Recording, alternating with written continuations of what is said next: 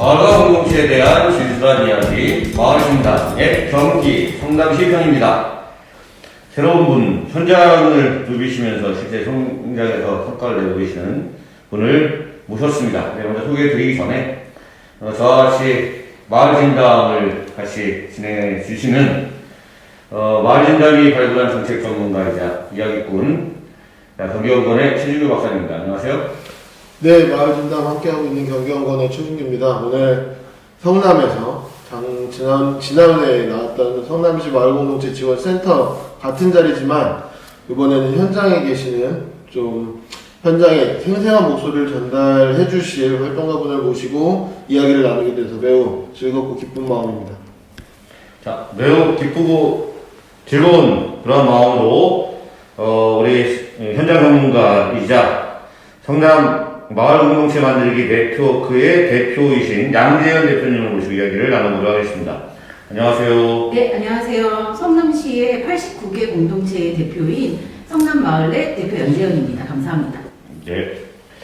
성남 마을 공동체 만들기 네트워크, 줄여서 마을넷이라고 하는 것 같은데요. 성남 마을넷이라고 하는 것 같은데, 마을넷이 어떻게 구성되어 있고, 어떻게 만들어지고, 어떤 활동들을 하는지에 대해 간단하게 소개를 해주시면 좋을 것 같습니다.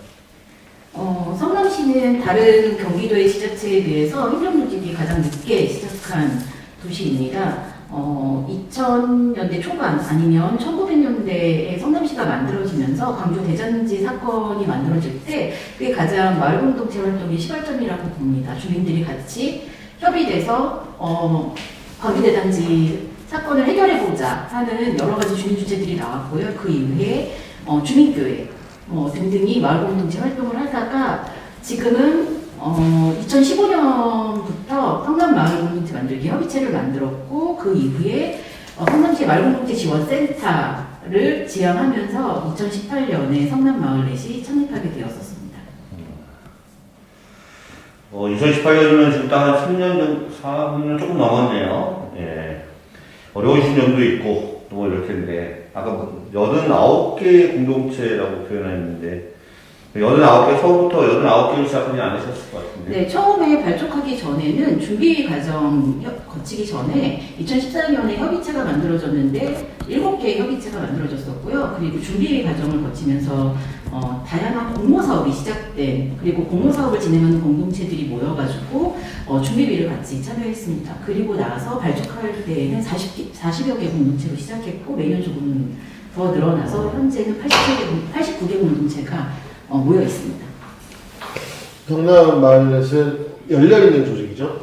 네, 너무 열려 있어서 탈인가요? 열려 있습니다. 항상.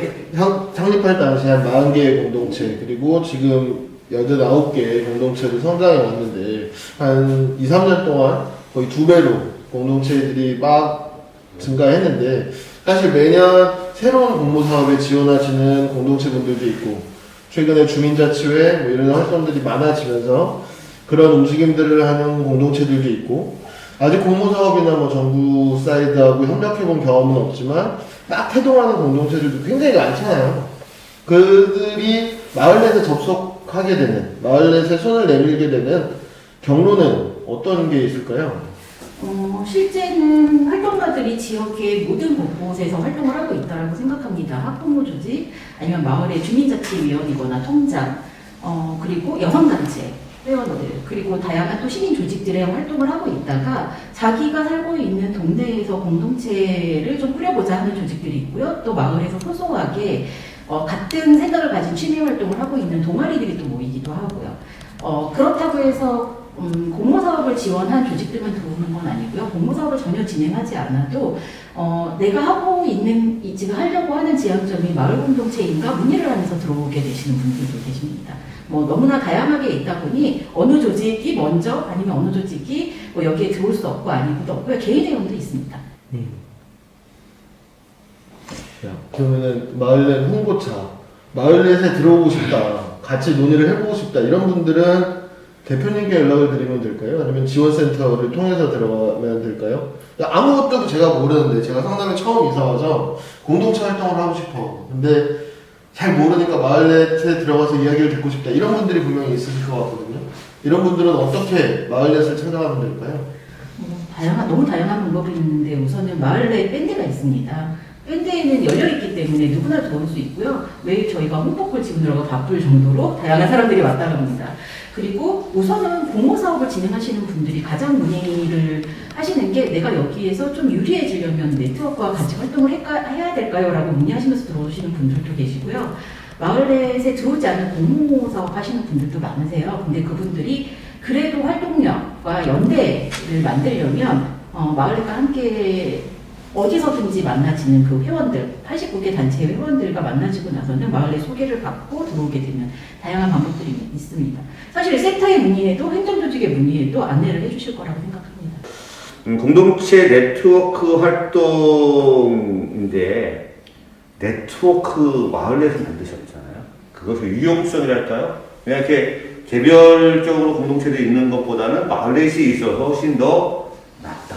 뭐 이런 이야기를 좀 해주시면.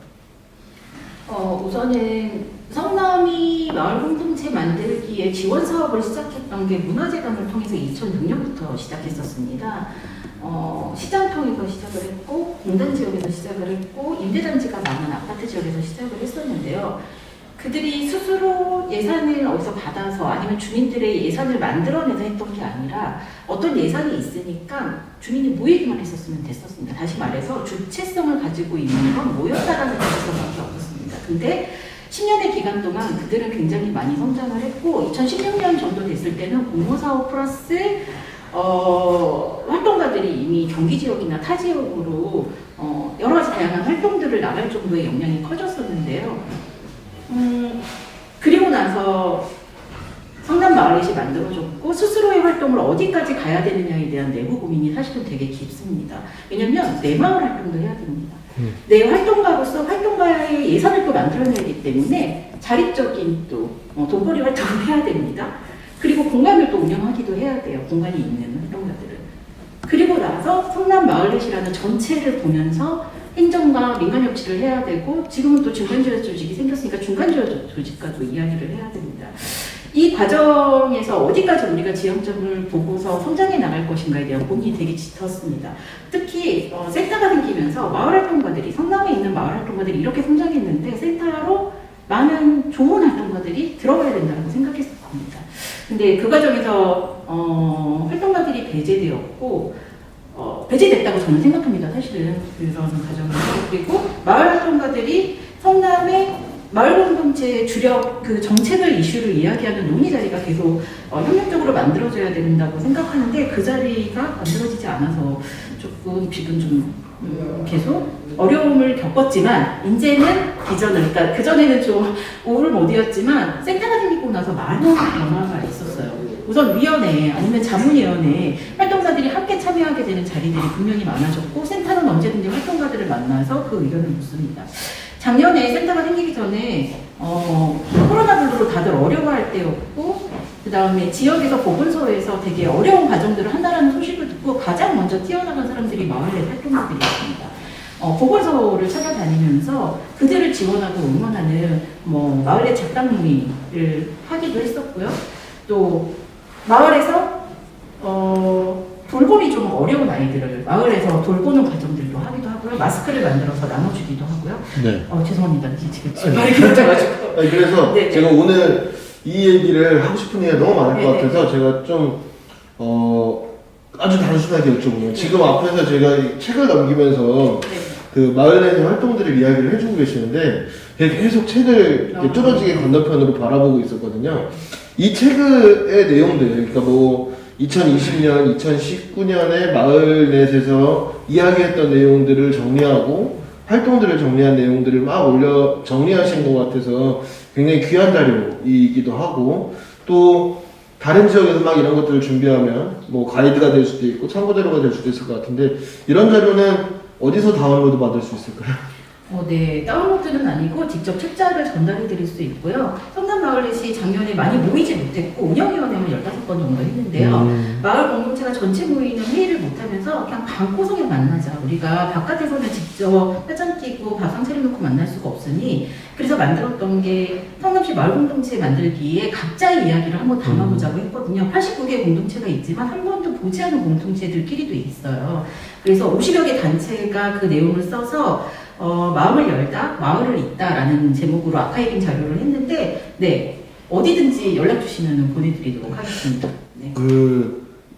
또 지원센터가 생기기도 했고, 지원센터 홈페이지도 지금 오픈을 네. 만들어지면 이런 내용들이 그게 차곡차곡 좀 쌓여서 이런 게 어떻게 보면 성남의 역사가 밖으로 퍼지고 또 다른 데하고 연대할 수 있는 기초 자료가 될 수 있을 것 같아서 잘 보관해 놨다가 홈페이지가 오픈하면 많이 퍼뜨려 주셨으면 좋겠다 이런 생각이 하나 들었고요. 아까 지역 단위 안에서 굉장히 어려움이자 활동의 방식이죠. 자기 공동체 활동도 하시고 또 본업도 또 이루시고 성남 안의 네트워크 활동, 그래서 성남시 안의 네트워크 활동과 성남시도 연결해 주시는데, 또 제가 이제 저는 경기도에서 일을 하다 보면 성남이나 굉장히 많은 지역의 마을 네트워크 분들이 지역의 안건을 가지고 또 광역 단위, 그리고 또 더 넓게는 중앙 단위에서 의견 개진들도 많이 하고 계시잖아요. 그래서 지역을 넘어서의 연대 활동 같은 것들은 어떤 방식으로 좀 진행되고 또 계획하시는 바가 혹시 있으신지. 네, 실제로 운영위에서 특히 운영위원장과 부위원장이 그 역할을 오랫동안 한 3년 동안 해왔던 것 같습니다. 지금은 성남시 3년 차를 넘어서 이제 4살이 되고 있는데요. 이제는 조직이 좀 더 정리가 돼야 되겠다고 생각을 해서 각 분과를 좀 나눴고요. 그전에는 구별 활동을 중심으로 했었는데, 관역별, 네. 분과를 나눠서 협치 관련한 분과를 나누고, 소통 관련한 분과를 나누고, 또 교육 관련한 분과를 나눠서 활동을 하고 있습니다. 지역으로 나가는 건 예를 들어서 협치 관련한 분과가 타 지역으로 나가서 타 지역의 다양한 사례들을 가지고 오겠죠. 소통 네. 분과에서는 지역 내에 네트워크 교류를 하고, 교육 분과에서는 마을 활동가들이 어떤 성장을 앞으로 가져갈 수 있을지를 논의하는 그런 단위의 활동을 하거든요. 그래서 이렇게 지역과 다양한 단위의 협치 과정을 좀 거치고 있습니다. 우리 성남을 넘어서 옆에 있는 광주나 하남이나 아래쪽에 수원으로, 용인으로 이렇게 같이 협의체를 구성하거나. 네, 경기 네트워크 협의, 마을 공동체 네트워크 협의회가 있죠. 그래서 네. 거기에 지금 참여하고 있습니다. 약간 이제 네트워크라고 하는 거의 건강성은 저는 현장에 발견되고 있는 거라고 저는 생각을 하거든요. 그러니까 중간 지원 조직이 지금 한 10여 년, 20여 년 되어 있지만, 중간 지원 조직이 사실은 어쨌든 민간 인터뷰를 받고 또는 직영을 해서 행정의 재정력들을 자꾸 빌리게 되잖아요. 그러면서 점점 이제 반인 반수라고 하는 이야기들이 있듯이 반민 반관적인, 그러니까 약간 행정 유전적으로, 그러니까 어쩔 수 없는 문제이기도 하죠. 그러니까 센터나 중간 지원 조직들이 보다 사실은 공동체나 이 현장에 기반이 되어야 하는데 약간은 행정 유전적으로 될 수밖에 없는 그런 측면들이 있습니다. 그리고 어떻게 보면 얘기하는데도 좀 이렇게 어려운 점들이 있을 수 있죠. 좀 조심스러운 부분들이. 근데 네트워크는 그야말로 민간들의 조직이거든요. 그래서 저는 그 건강성을 찾기 위한 노력들을 자신들의 중요한 모토로 삼아 나가는 거, 현장에서 공동체 조직이나 사람 하나에 잘 서려고 하는 노력들을 조금 잘하고 계시는데, 그런 부분들도 그냥 중요한 부분들이다. 그래서 저는 거기에서 네트워크의 시방을 찾아야 되지 않을까라는 생각을 좀 해보게 돼요. 예. 듣다 보니 내 생각이 나서. 이제 하나만 덧붙이고 싶은 생각은, 제 나름대로의 생각인데, 반민반관 이런 얘기 하셨잖아요. 의존적이라는 표현은 좀 조심스러운 것 같고, 어쨌든 지금 한국 사회의 특성상 공공이 굉장히 많은 자원을 독점하고 있잖아요. 그 독점하고 있는 자원에 어쩔 수 없이 끌어와야 되는 측면, 뺏어와야 되는 측면, 나눠야 되는 측면들이 있는데, 아까 기획사업 얘기를 잠깐 하셨잖아요. 그러니까 기획사업 다 좋습니다. 온라인 시대에 온라인으로 특화할 수 있는 것들 이런 것들을 얘기했는데, 좀 행정이나 지원 사업들, 행정이나 공공 부분에서 어떤 사업을 기획할 때 굉장히 산출물을 중요하게 생각하거든요. 결과물이 나와야 됩니다. 축제에 100명이 와야 되고, 하다못해 책이라도 한 권 나와야 되고, 근데 그 산출물에 대한 고정관념을 좀 바꿔주면 지금 당장 눈에 보이지 않더라도 뭔가 쌓인다라는 것들을 인정해주는 행정문화들이 좀 나와주면 좋겠다, 이런 생각을 했는데, 저희가 자연스럽게 다음 제가 궁금했던 부분도 여쭤보면, 그래서 이제 성남시 혹은 성남시 지원센터에 대한 불만처럼 말씀을 하셨지만 사실 어떻게 보면은 우리가 나아갈 바라는 점을 얘기해 주신 것 같아요. 그러면은 그 이외에도 사실 많잖아요. 그러니까 성남 여기 오늘 경기도 마을공동체지원센터에서 나와주셨고, 그다음에 옆에 메인 사회를 맡고 계신 최인수 박사님은 또 행정안전부와 관련된 여러 가지 사업들을 이야기하고 계시는데, 이런 지원이나 이런 부분과 관련돼서 행정 혹은 공공부문, 경기도 센터 이런 부분에 좀 더 폭넓게 바라는 부분이 있으면 말씀해 주실 만한 부분들이 있을까요? 저는 무엇보다도 활동가가 살아남아야 공동체들도 유지하고 지속할 수 있다고 생각합니다. 사실 제가 초기에 활동했던 건 학생마을 공동체였는데요. 아직도 마을 코디네이터, 마을 디자이너라는 이름으로 활동을 하고 있는데요. 제가 10년의 기간 동안 여기서 살아남을 수 있었던 건 활동비가 거기에서 아주 소규모라도 나올 수 있었기 때문에 남편의 주머니를 털어서 활동을 하는 초기의 활동에서 좀 넘어갈 수 있었어요. 성장이 분명히 그 안에 있었고, 공모사업이나 아니면 예산이 어디서 들어와서가 아니라 내가 활동할 수 있는 역량을 키워내는 것, 그리고 거기에서 마을에 대한 철학을 가지는 게 가장 중요했었거든요. 지금 공모사업만 진행해서 들어오는 공동체들을 보면 그게 가장 안타깝습니다. 월회의를 했었고, 연간 여러 가지 마을의 의제들을 찾는 과정들이 진행이 됐었기 때문에 내 마을을 이런 각도에서 저런 각도에서 다양하게 쳐다볼 수 있었던 그런 게 가장 중요했다고 생각이 들어서 바로 그런 인력들을 키워내고 그런 마을 활동가들이 활동에 대한 보장을 할 수 있는 지원비를 지원하는 방법입니다. 사실은 예산이 안 된다라고 하지만 10년의 활동을 했던 평생학습 마을에서는 그것이 어쨌든 인건비로 진행이 되고 있잖아요. 다양한 구조를 고민을 해서 이런 것들이 진행될 수 있게끔 센터와 경기도 아니면 성남시 모두가 다 고민을 해야 된다고 생각합니다. 사실 성남시가 그 코디네이터나 이런 일자리 자리를 사람 모으기 되게 힘들어하는데요. 바로 그 이유가 내 마을을 버리고 행정 조직으로 들어가 버리는 인력 지원은 원하는 방식이 아니에요. 내 마을을 지키면서 함께 모여서 더 성장할 수 있는 전체 성남시의 공동체, 이것을 바라는 거거든요. 거기에서 가장 기초되려면 최소한의 활동비로 그들이 밥값이라도 아니면 활동비라도 집에서 털어내서 내 주머니를 차리기 위해서 아니면 그 활동을 하기 위해서 알바를 해가면서 하는 방식은 아니라고 생각이 듭니다. 네. 어려우시죠? 어려워. 말문이 막히신 것 같아서. 잘해봅시다. 사실 또 시간도 좀 뭐 흘러서 제가 어느 정도 또 정리할 시간이 와 있습니다. 하나 이제 궁금한 거는 여기 책자가, 입구 책자가 있습니다. 나름대로는, 이 성남 마을 공동체 만들기 네트워크에 대해서 20년을 만들어준 거라고 해서 연락해서 받아보시면 좋을 것 같고, 이 마을넷에서도 PDF 파일이나 이런 걸로 해서 좀 제공을 할 수 있으면 서로 이러한 경험들이 함께 나눠질 수 있지 않을까 생각이 들고요. 천천히 좀 마무리를 좀 할까 하는데, 혹시 이제 못하신 말씀들이 있으시면 이것은 안 하고 가면 오늘 밤 잠을 못 자는 걸 중심으로 해서 말씀을 해주시고요. 오늘 최인수 박사님 경기도 정책 이런 연구도 하시고 또 성남 오셨는데 혹시 어떤 느낌이셨는지. 네. 그 저는 마을진담 저는 개인적으로 참 좋아하는 자리입니다. 왜냐하면 사실 공공 부분에 있거나 여기 행정조직에 계신 분들도 있고 지원센터에 계신 분들도 있을 텐데 특히 저처럼 연구를 하는 사람들도 있고요.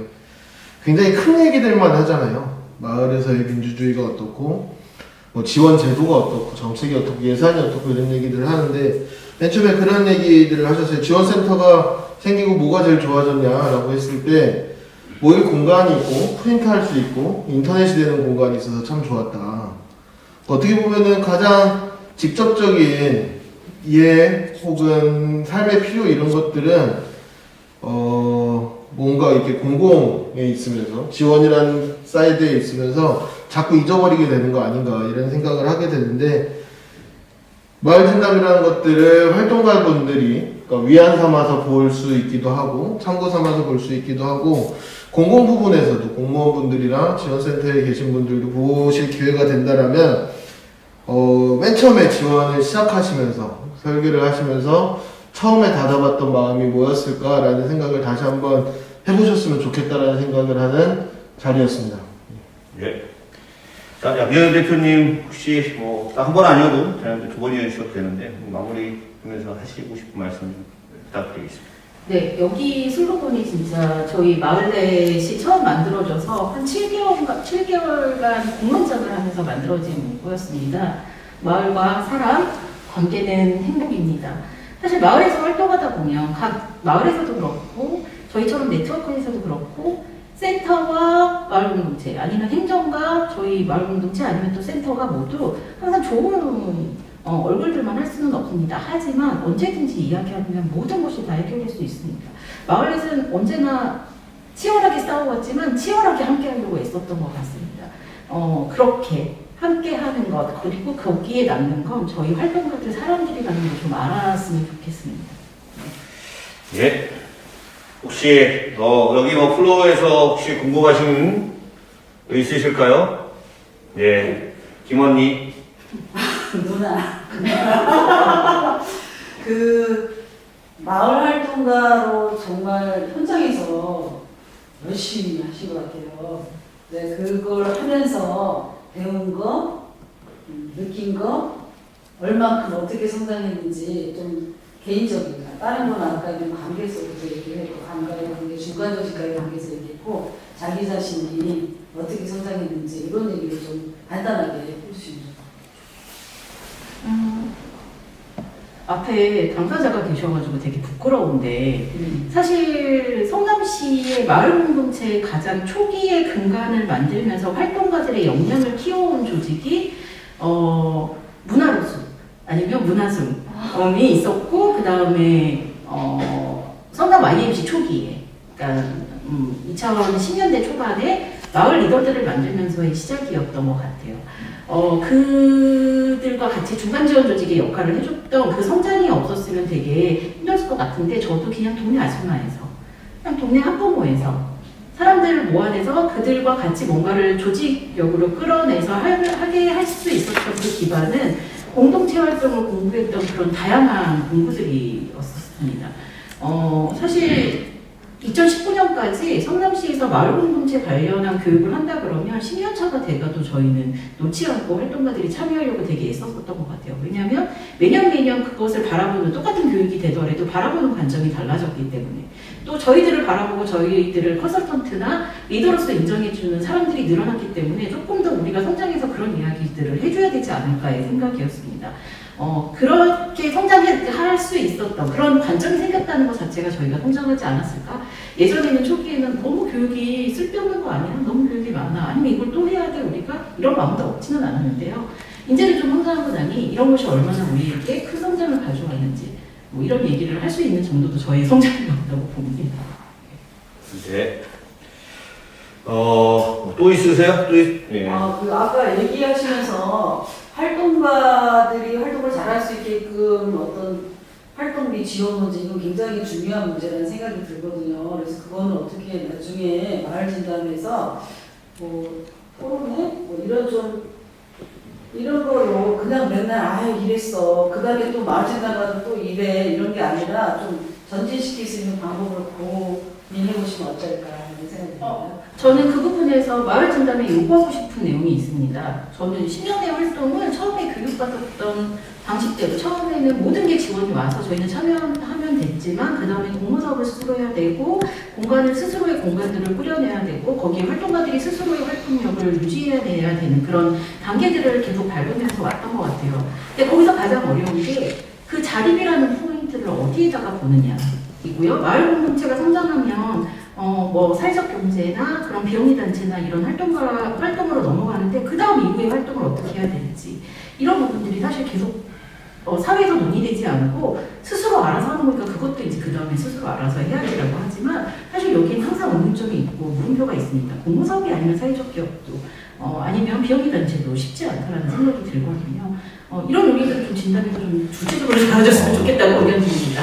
지원센터에 요구하시는 거를 마을 진담에 요구하고 잘못 얘기하신 줄 알았어요. 처음에 맨 마지막에 마을진담회 얘기를 하기 때문에. 마을의 정당이 힘이 엄청 세. 네, 이 문제는 저희 마을진담회 기획부장과 우리 기획팀에서 면밀히 논의를 해서 중요한 사항으로 다뤄보도록 하겠습니다. 먼저 마을진담회에서 다시 한번 여러 문제는 좀 이야기를 나눌 수 있도록 그렇게 하고요.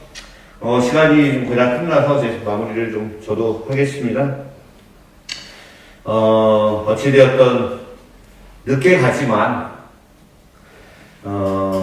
가고 있다. 네.